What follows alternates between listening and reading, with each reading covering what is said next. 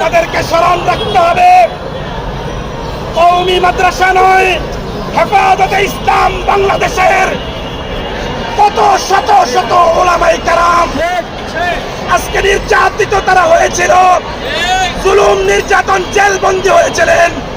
বিশেষ করে জমিয়ত উলামায়ে ইসলাম বাংলাদেশের মহাসচিব আল্লামা মঞ্জুর ইসলাম মাফিন্দি, শেখুল হাদিস ইবনে শেখুল হাদিস আল্লামা মামুনুল হক সহ, মুফতি মনির হুসাইন কাসেমি সহ যারা এই জুলুম নির্যাতনের শিকার হয়েছিলেন, আমরা এটা উম্মার জন্য এই জুলুম নির্যাতনকে কোরবানি করতে চাই।